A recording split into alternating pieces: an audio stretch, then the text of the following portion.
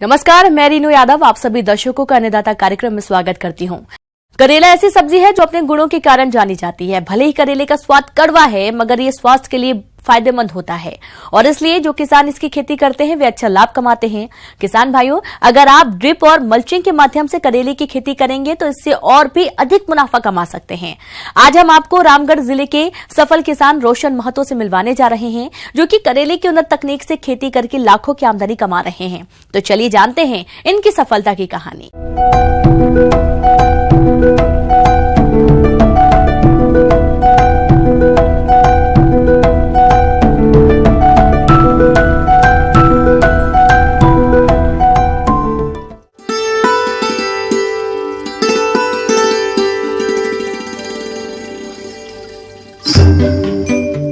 किसान भाइयों, वह समय पुराना था जब किसान परंपरागत तरीकों से साल भर खेती करके भी 2 जून की रोटी की जुगाड़ भी मुश्किल से कर पाते थे। आज का युवा किसान तेजी से कृषि की उन्नत तकनीकों को अपनाकर खेतीबाड़ी से कम समय में अच्छा मुनाफा कमा रहे हैं। इन्हीं किसानों में से एक हैं रामगढ़ जिले के युवा किसान रोशन महतो, जिनकी जिंदगी में कड़वे करेले ने मिठास घोल दी है। ये किसान ड्रिप और मल्चिंग के माध्यम से करेले की खेती कर रहे हैं और इससे लाखों की आमदनी कमा रहे हैं। हमारा 6 एकड़ का प्लॉट है और लगभग सब वैरायटी लगा रखा हूँ। कुछ में कद्दू, कुछ में खीरा और कुछ में खरबूज है और बैगन है, शिमला मिर्च है और करेला है। अभी मैं करेला का हार्वेस्टिंग ले रहा हूँ और अभी 1 महीना में इसका तोड़ाई कर चुका हूँ। लगभग 14 से 15 टन मैं इसका उत्पादन ले चुका हूँ। इसमें से मेरे को रेट बहुत अच्छा मिला है। रेट मैं 35 से लेकर 25 तक बेच रहा हूँ। अभी लास्ट 25 किया है। ये जो करेला है हमारा VNR का NT 77 है, जो कि बहुत ही अधिक उत्पादन देता है और हम इसको 4 साल से लगा रहे हैं। इन्होंने बताया कि बाजार की मांग को देखते हुए वर्ष भर सब्जियों की खेती करते हैं। फिलहाल इनके खेत में करेले की तुड़ाई चल रही है। अभी तक ये 15 टन करेले की तुड़ाई कर चुके हैं और आगामी समय में लगभग 20 से 25 टन और उत्पादन मिलेगा। और यह भी ड्रिप और मल्चिंग के माध्यम से हमने इसको खेती कर रखा है और मोटा मोटी 40 टन का मेरे को अंदाज़ा है। लेकिन एवरेज अगर लेके चलते हैं तो 20 का लेके चलते हैं, जो कि करीब 40 टन का उत्पादन है। तो 20 का एवरेज से मेरे को 8 लाख रुपये का इसमें सेल होने का उम्मीद है। बाज़ार अगर गिर भी जाता है तो कम से कम 6 से 7 का चल जाएगा। मेरे को खर्चा करीब शुरू से लेके लास्ट तक में लगभग 2 से 2.5 लाख रुपया खर्चा गिर रहा है। तो इसमें से शुद्ध लाभ 5.5 लाख रुपया होता है। और इसके साथ में मैं कद्दू भी लगा रखा हूँ। कद्दू का भी उत्पादन 25 से 30 टन जाना चाहिए। बाज़ार मूल्य अभी 12 रुपये का एवरेज लेके हम चल रहे हैं। तो 12 या 36 यानी कि 3,60,000 रुपये का इसमें भी शुद्ध प्रॉफिट है। ये मेरा 3rd क्रॉप जा रहा है, तो 3rd क्रॉप में खर्चा कम गिरता है। इनका कहना है कि अच्छे उत्पादन का आधार खेत की तैयारी पर निर्भर करता है, इसलिए खेत को भली प्रकार से तैयार कर उसमें चूना, 50 kilo DAP, 50 kilo muriate of potash को मिलाएं और इसके बाद मेड़ का निर्माण कर मल्चिंग और ड्रिप लाइन को बिछाएं। इसके बाद 12 से 18 घंटे तक बीजों को पानी में भिगोकर रखें और उसके बाद बाविस्टीन 2 ग्राम दवा से प्रति किलो बीज को उपचारित करके 2 से 3 इंच की गहराई पर बुवाई करें। करेले को फसल लगाने से पहले इसको मैंने करीब 3 चास कांटा हल से जुतवाया, एक बार रोटर, फिर से कांटा लगवाने के बाद इसमें बेड बनवाया। और बेड बनवाने के समय मैंने एकड़ पीछे 10 गाड़ी गोबर डाल रखा हुआ है और वर्मी कंपोस्ट करीब 2 टन। और इसके साथ ही साथ पहले तो जुताई के समय चूना और जितने भी केमिकल ज़मीन में कमी होते हैं उसको मैंने इसमें डलवा के बढ़िया से जुतवा के 1 महीना पहले छोड़वा दिया था। बेड बनवाने के बाद इसमें मल्च किया। मल्च के बाद गिलास मरवाने के बाद इसमें डायरेक्ट स्विंग करेला का किया हुआ था। इसमें पौधा से पौधा की दूरी हमने रखा हुआ 80 सेंटीमीटर और लाइन से लाइन का जो दूरी है 120 सेंटीमीटर है। ड्रिप का जो महत्वपूर्ण है वो तो अधिक है और उससे अच्छा इस चीज़ का है कि मल्च में खरपतवार और खाद नियंत्रण इस तरह का बहुत से बिल्ड बीमारियों को रोकता है। मल्चिंग में ये मेरा मल्चिंग जो है, ये मल्चिंग में मैं फर्स्ट क्रॉप ले रहा हूँ और फर्स्ट क्रॉप लेने के कारण ही 1 महीना में मैं 15 टन उत्पादन ले चुका हूँ और मैं इसको कम से कम तो अभी 2 महीना और कंटिन्यू तोड़ूंगा कम से कम। और अगर लंबा दूसरा सेकेंड राउंड चला तो इसको 6 महीने तक तोड़ूंगा। इन्होंने बताया कि बुवाई के बाद जहां कुछ जगहों पर बीजों का अंकुरण ठीक तरह से नहीं हुआ था, वहां इन्होंने करेले की तैयार पौध की रोपाई की और उसके बाद सूक्ष्म पोषक तत्व और रासायनिक उर्वरकों का व्यवहार फसल की अवस्था के अनुसार किया।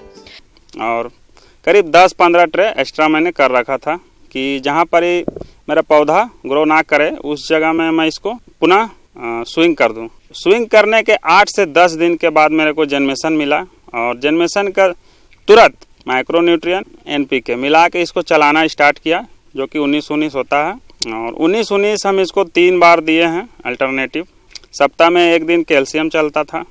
19-19 के बाद 12-61 के बाद मेरे को 0-52-34 चलाएं। 0-52-34 चलाने के बाद 13-0-45 और अभी मेरा हार्वेस्टिंग के समय 0-0-50 चल रहा है, जो थोड़ा बहुत यूरिया 100-200 ग्राम मिला के चला रहे हैं।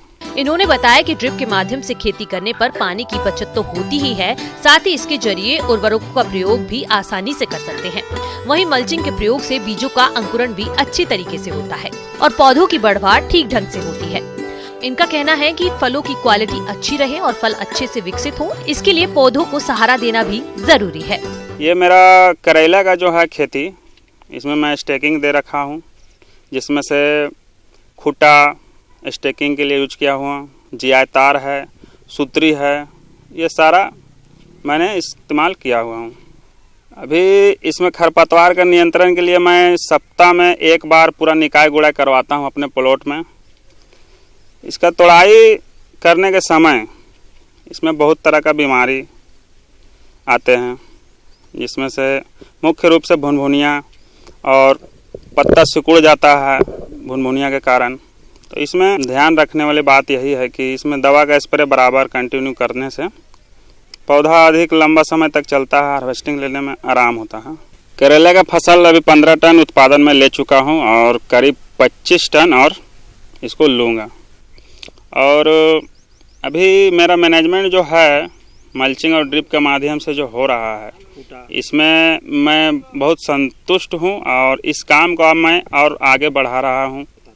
और ख़ासकर यह जो ड्रिप और मल्चिंग है आधुनिक टेक्नोलॉजी इजराइल का, उसमें ज़्यादा फोकस करके ही खेती करना बेहतर है आज के डेट में। और पुराना मॉडल से ओल्ड फार्मिंग कीजिएगा तो मेरा हिसाब से उसमें अब बेनिफिट नहीं रह गया है। किसान भाइयों, आप भी रोशन महतो की तरह ड्रिप और मल्चिंग माध्यम से सब्जियों की खेती करके अच्छा उत्पादन ले सकते हैं और अच्छी आमदनी कमाने के साथ साथ दूसरे लोगों को भी रोजगार दे सकते हैं। किसान भाइयों को रोपाई के लिए जो तैयारी करनी चाहिए, रोपाई से पूर्व वो खेतों की सबसे आवश्यक चीज़ें हैं। आज के वर्तमान स्थिति में देखें तो अगर सही से खेतों में की जाए तो तालाबों से करीब 1.5 से 2 गुना ज़्यादा पैदावार होता है खेतों में तालाबों की अपेक्षा। लेकिन बात आती है कि अच्छा मैनेजमेंट में आसानी तो तालाब में है, क्योंकि खेत में गहराई कम होने के कारण यहाँ घासों की समस्या ज़्यादा रहती है। मखाना की खेती हमारे राज्य में बड़े पैमाने पर की जाती है, लेकिन इसका औसतन उत्पादन बहुत ही कम होता है। यदि किसान इसकी उन्नत किस्मों का चयन कर खेती करें तो मखाना की फसल में अच्छी पैदावार ले सकते हैं। तो आइए जानते हैं इसकी उन्नत प्रजातियों के बारे में। ये प्रभेद के बारे में मेरा कहना है कि सब 2 प्रभेद अभी बिहार प्रदेश में मिलती है और भारत के जो सरकारी संस्थान है मखाना अनुसंधान केंद्र दरभंगा, यहाँ से स्वर्ण वैदेही जो मखाना की प्रथम प्रभेद विकसित की गई थी वो मिलेगी यहाँ से। और दूसरा सबौर मखाना 1 नाम से आपको पूर्णिया कॉलेज, जो एग्रीकल्चर कॉलेज पूर्णिया है, भोला पासवान शास्त्री कॉलेज पूर्णिया, वहाँ से मिल पाएगा। ये दोनों प्रभेद ही अच्छे काम कर रहे हैं, इसलिए किसान भाई जहाँ कहीं भी जो नज़दीक की एरिया उनको लगता है कि उनके गांव के पास से नज़दीक है, वहाँ से वो प्रभेद को परचेज करके, जो कि 100 रुपये केजी दरभंगा में है और पूर्णिया का वहाँ का पता चल जाएगा वहाँ पहुँचने पर। लेकिन अभी जो दरभंगा से प्राप्त होगी बीज, उन्हें 100 रुपये प्रति किलोग्राम की दर से प्राप्त होगा। किसान भाइयों, खेत की तैयारी की बात करें तो मखाना के लिए जल ठहराव वाली भूमियां उत्तम होती हैं। खेत की तैयारी के लिए सबसे पहले खेत की 1 बार गहरी जुताई करें, बाद में 2-3 बार पाटा चलाकर मिट्टी को भुरभुरा कर ले। इसके बाद खेत के चारों ओर 1 से 2 फीट मेड़ बना दें जिससे खेत में पानी भरा जा सके। पानी भरने के बाद एक बार से जुताई करें। और पानी की समस्या जहाँ तक पूरी करने की है, तो अगर किसी भी किसान भाई को या कम्युनिटी लेवल पे वो सोलर पैनल है जिनके पास, तो डीजल से सिंचाई करने की आवश्यकता नहीं है, फिर खेत में करना आसान है। और जो आज तक हमें किसान भाइयों से जो मिलती है जानकारी कि सबसे ज़्यादा समस्या उनको आता है रोपाई करने के बाद घासों की, और इस घास को हटाने के लिए उनके पास सिवाय उसको मजदूर लगाकर हाथों से निकलवाने के उपाय और कोई दूसरा उपाय नहीं है। तो यहाँ पर जुताई के समय अप्लाई करना चाहिए 2,4-D, नीम का तेल थोड़ा, ये दोनों 2,4-D दवा हर जगह मिल जाती है। ये बीडीसाइड है घास को मारने वाला, इसकी थोड़ी अप्लाई जो आपको 3 ml प्रति लीटर की दर से जो करते हैं हम लोग, इसका छिड़काव रोपाई के समय में ही जो गीली जुताई करते हैं, जो गीली जुताई के समय उस समय करनी चाहिए, रोपाई के समय नहीं, तब उसके बाद ही रोपाई करें। तो 2,4-D घास मारने में अच्छा काम आता है। तीसरा है आपको काई की समस्या आती है बहुत ज़्यादा, तो काई की समस्या के लिए भी ख़त्म करने के लिए उसको कॉपर सल्फेट तूतिया के नाम से मार्केट में मिलता है। इस कॉपर सल्फेट को कपड़े में 50-50-100 ग्राम का गुठली बना करके खेतों में 5-6 जगह जहाँ पर की घास आ रही है, समस्या वो काई की समस्या है, उस जगह लकड़ी के सहारे कपड़े को बांध के लकड़ी के सहारे पानी में छोड़ दें। और ये काई, ये कॉपर सल्फेट जो है तूतिया, ये घुल करके आपको काई को नहीं होने देगा। काई की मारने का इससे अच्छा दवा नहीं है। प्रत्येक फसल की भांति मखाना की फसल से अच्छा उत्पादन लेने के लिए इसमें पोषक तत्वों का प्रयोग करना पड़ता है। तो आप पोषक तत्वों को कितनी मात्रा में और कब प्रयोग करें, आइए जानते हैं। दूसरा है कि जो खादों की समस्या है कि क्या खाद दें जिससे कि पौधे का बढ़वार अच्छा हो, उसमें ये बहुत आवश्यक है।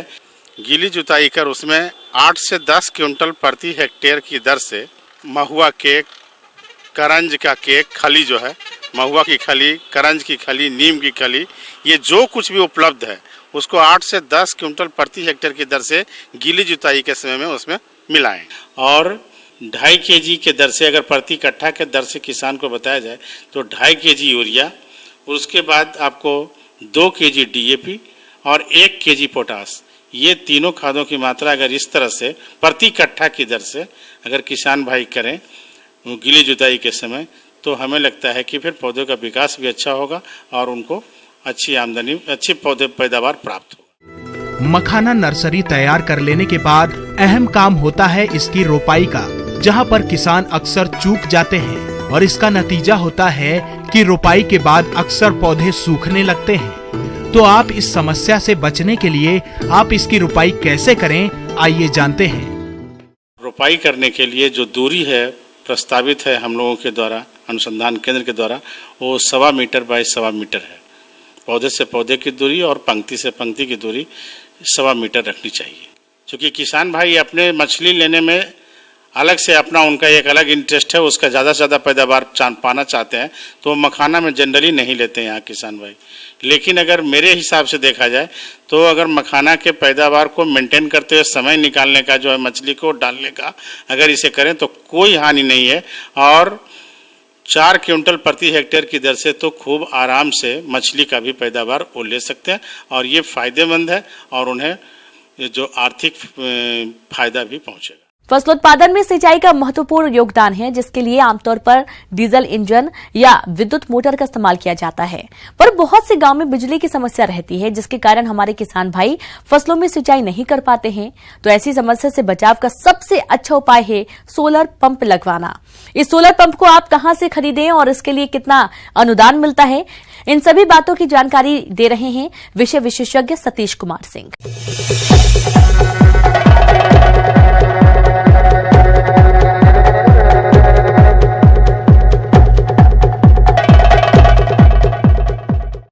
आज किसान भाइयों के बीच में मैं सौर पैनल के बारे में कुछ जानकारियां लेके आया हूं। सौर ऊर्जा एक ऐसी ऊर्जा है जो सूरज से प्राप्त होती है, कभी खत्म ना होने वाली एक ऊर्जा है, जिसको हमारे तकनीकी भाषा में सौर पैनल के माध्यम से उपयोग कर उसका विभिन्न क्षेत्रों में हम उसका उपयोग कर सकते हैं। सौर ऊर्जा सूर्य द्वारा प्राप्त एक अक्षय ऊर्जा है, जिसका प्रयोग बिजली बनाने में कई वर्षों से किया जा रहा है। इस तकनीक में बहुत से सुधार होते होते आज ये विद्युत उत्पादन का सरल एवं आसान तरीका बन गया है। सूर्य के प्रकाश को सोलर सेल द्वारा अवशोषित करके फोटो इलेक्ट्रिक विधि से सोलर विद्युत का उत्पादन होता है। इसे हम करंट के रूप में परिवर्तित करके सिंचाई जल निकालने में प्रयोग करते हैं। बिजली से चलने वाले जो भी उपकरण आज हमारे बीच में हैं, उन्हें हम सौर पैनल से जोड़कर सिंचाई यंत्र, ड्रिप इरिगेशन, ग्रीन हाउस खेती जो पूर्णतः सौर पर निर्भर है, तो इस तरीके से आज ऐसा कोई भी क्षेत्र अछूता नहीं है जहां सौर पैनल का उपयोग हम न कर सके। तो सौर पैनल जब हम लगाते हैं तो किसी कंपनी का हम लेते हैं जब, तो उसके पावर के अनुसार अपने पंप की कैपेसिटी के अनुसार उसके पैनल लगाए जाते हैं। उन पैनलों का डायरेक्शन जो होगा तो सूरज की रोशनी की ओर होता है। सूर्य से विद्युत उत्पादन हेतु एक मोटर, एक सोलर पैनल तथा एक दिखाए जा रहे ढांचे की निर्माण की आवश्यकता होती है। सोलर सेल जो कि सिलिकॉन नामक धातु से बनाया जाता है, इसके ऊपर सूर्य किरणें जितनी ज्यादा पड़ती हैं, उतना ही ज्यादा विद्युत का उत्पादन होता है। यह सोलर पैनल 3 प्रकार के होते हैं।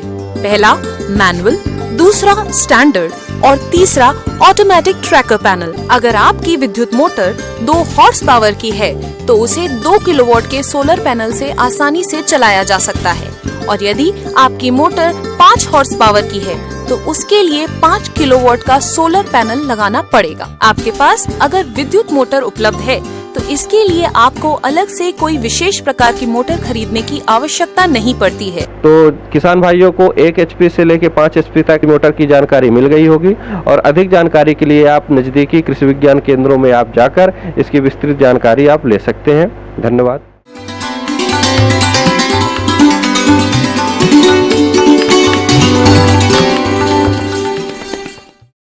जॉन डियर अन्नदाता हेल्पलाइन निःशुल्क फोन संपर्क सेवा के माध्यम से आपके द्वारा पूछे गए प्रश्नों में से 1 या 2 महत्वपूर्ण प्रश्नों को हम अपने कार्यक्रम में शामिल करते हैं, और इसी के तहत आज का चयनित प्रश्न और उसका जवाब इस प्रकार है।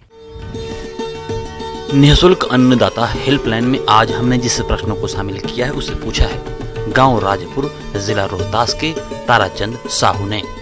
आपने बकरी की जमुनापारी नस्ल के बारे में जानकारी चाहिए है, तो इसके लिए देखिए कार्यक्रम का यह अंश। बकरियों की बहुत बड़ी संख्या है। यहाँ करीब 135 मिलियन बकरी है। ये बकरी पशु प्रजाति के कम से कम 1/4 भाग को पूरा करता है, और बकरियों से जो मांस, इसके चमड़े और दूध मिलते हैं, इसलिए इसकी लोकप्रियता बहुत ज़्यादा है। तो आज सबसे पहले हम देखते हैं कि जमुनापारी को हम कैसे पहचानेंगे, उसमें क्या खास गुण है, उसका क्या लंबाई चौड़ाई है, रंग क्या है।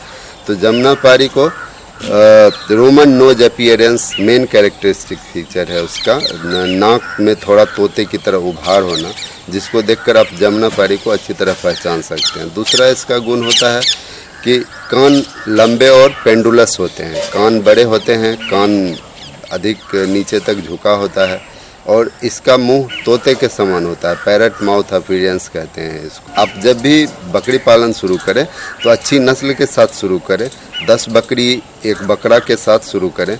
तो आपके लिए यह सबसे पहला प्रश्न होता है कि कौन सा नस्ल आपके लिए उपयोगी होगा। तो बिहार, बंगाल, उड़ीसा, ये उत्तर प्रदेश, पूर्वी उत्तर प्रदेश, इन क्षेत्रों में आप जमुनापारी, ब्लैक बंगाल, सिरोही, बारबारी और गंजम, जो उड़ीसा के क्षेत्र में है, वेस्ट बंगाल के क्षेत्र में, वो गंजम के साथ शुरू कर सकते हैं। अब आइए देखते हैं कल दिखाए जाने वाले कार्यक्रम के मुख्य झलकियां। गाजर घास से तबाह हो रही किसान, चौपट हो रही खेती।